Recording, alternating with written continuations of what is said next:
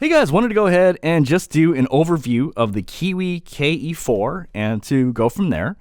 Before I go on further, I'm going to go and put some notes on the screen. Please note that whatever is in the notes is a little bit different from what's in the video. I tend to cover in more detail some things in the notes than compared to the video. So definitely check it out. But yeah, let's get right into it. Okay, cool.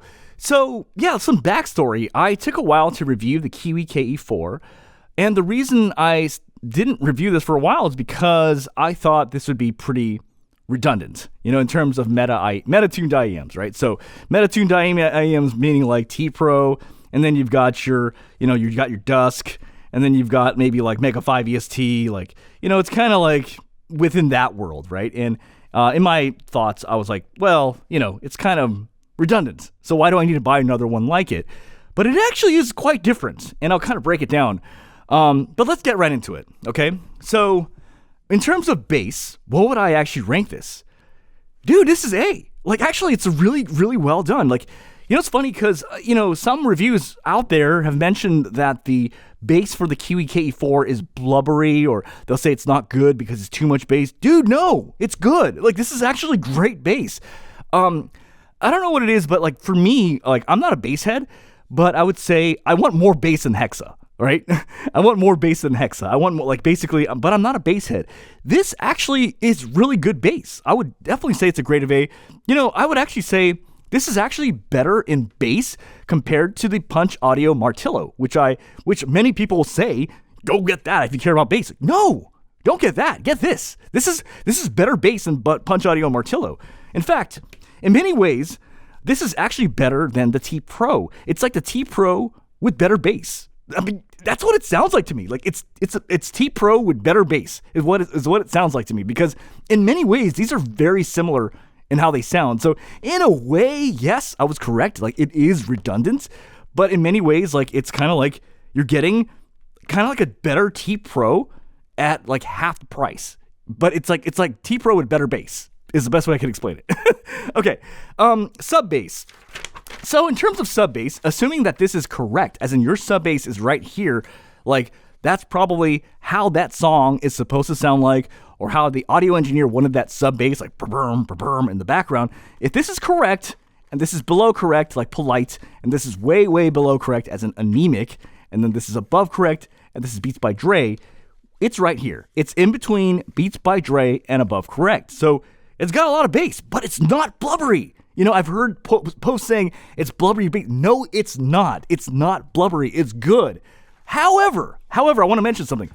If you really truly feel that the bass on here is blubbery, that's actually because of the ear tip. This is Kiwi Ears Flex ear tips. Kiwi Ears Flex ear tips add bass, and they tone down a little bit of the highs. So it's just a matter of you swapping ear tips out for something else, and it's probably going to get closer to what you want. But to me, this is good. This is good bass. Okay, next thing I want to talk about is female vocals. The female vocals on this, I would actually give it a rank of A. I thought it was really great. So it's funny because yesterday someone asked me, can you tell me the differences between T-Pro and Dusk and Lush? They wanted me to break it down. So I'm going to talk about these three, and then I'm going to talk about these four, and then I'm going to talk about this. Let's talk female vocals. Female vocals, this is a grade of A. Nice and full and lush, although some might say it's a little too buttery.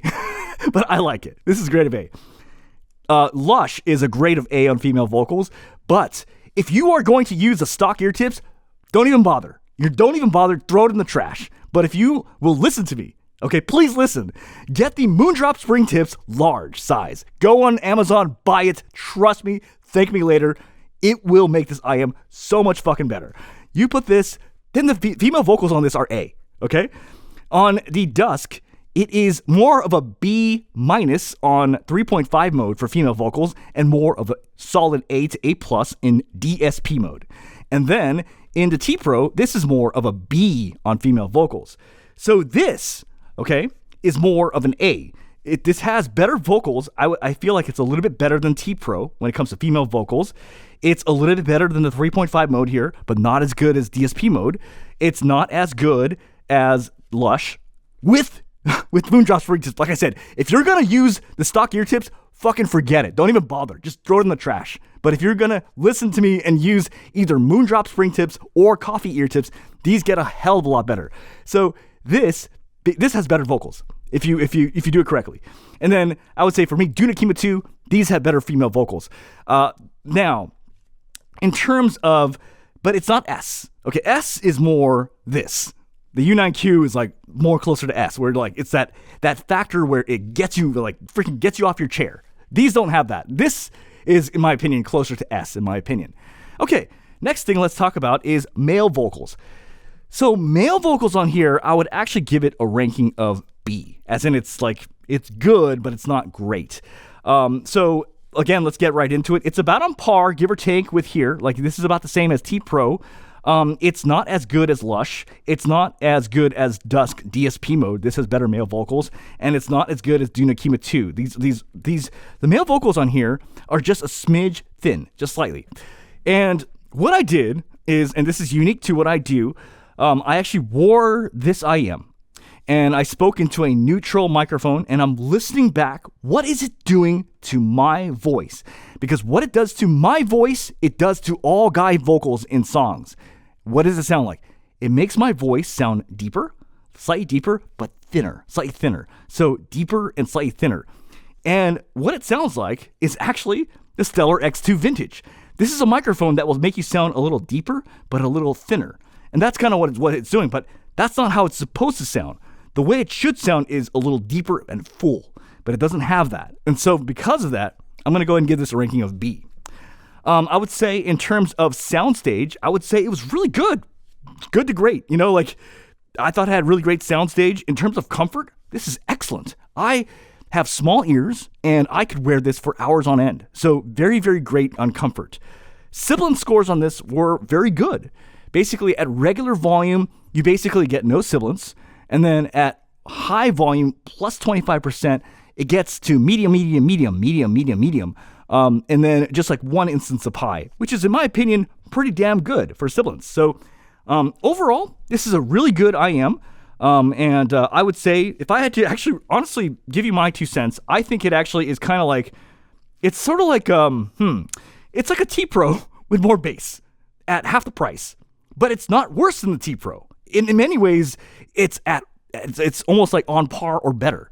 Like I actually do genuinely feel like it has better bass than T Pro. It has better female vocals than T Pro.